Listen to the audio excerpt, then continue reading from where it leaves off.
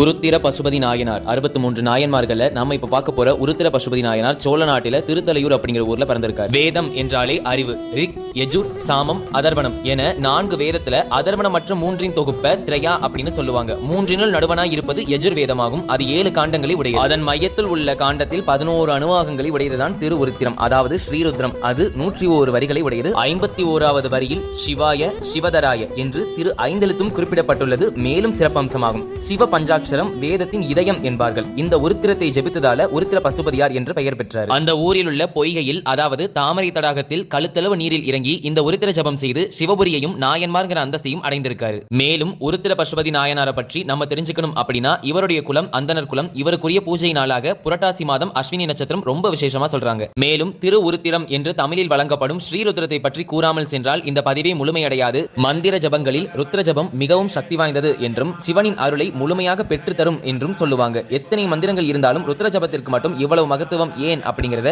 அடியேன் இன்னொரு பதிவுல கண்டிப்பா கொடுக்கிறேன். இந்த ஸ்ரீருத்ரத்தை படிக்க முடியல அப்படின்னாலும் கேட்கறது மிகுந்த அளவிலான நற்பயன்களை கொடுக்க வல்லது. மறக்காம இந்த பதிவிற்கு ஒரு லைக் போட்டுட்டு உருத்திர பசுபதி நாயனாரோட பக்தியை பற்றி நீங்க என்ன நினைக்கிறீங்கன்னு மறக்காம கமெண்ட்ஸ்ல சொல்லிட்டு போங்க.